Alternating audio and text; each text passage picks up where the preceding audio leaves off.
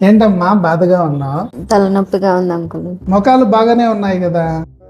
చూసారా sir double action. నాకు కాళ్ళ నొప్పులు కాదు అంకుల్, తలనొప్పి. తలనొప్పి? సరే అయితే రా చూపిస్తా. హెడేక్ ఎక్కువ ఉందంట సార్. తలనొప్పిగా ఉందా? సరే చెక్ చేద్దాం. ఒకసారి చెప్పమ్మా అవన్నీ. అంతా బాగానే చెప్తున్నావే, కానీ ఒకసారి చెక్ చేద్దాం. తలనొప్పి వచ్చినప్పుడు కోపం రావడం, చిరాకు రావడం లాంటివి ఉంటాయా? ఉగ్ర రూపం చూపిస్తుంది సార్.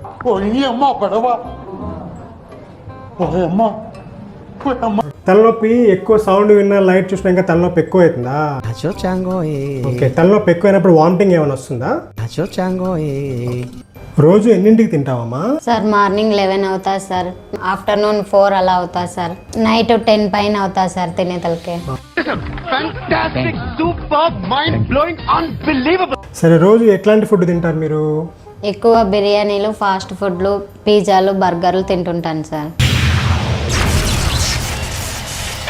సరే అమ్మా, రాత్రి రోజు ఎన్ని గంటలకు పడుకుంటావు? సార్ ఫేస్బుక్, ఇన్స్టా రీల్స్ చూసుకుంటా 2-3 అవుతుంది సార్.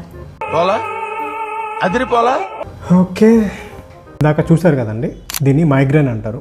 మైగ్రేన్ హెడేక్ వచ్చినప్పుడు లైట్ చూసినా, సౌండ్ విన్నా, బాగా చిరాకు అనిపించడం, కోపం రావడం, హెడేక్ ఎక్కువైతే వామిటింగ్ రావడం లాంటివి జరుగుతూ ఉంటుంది.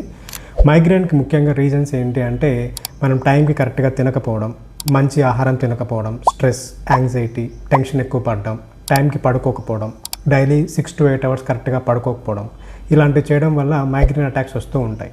ఇప్పుడు చెప్పిన కారణాలు కనుక మనం కంట్రోల్లో పెట్టుకుంటే చాలా మటుకు మైగ్రేన్ని మనం కంట్రోల్ చేసుకోవచ్చు. మన ఆరోగ్యం మన చేతుల్లోనే ఉంటుంది. Please take care.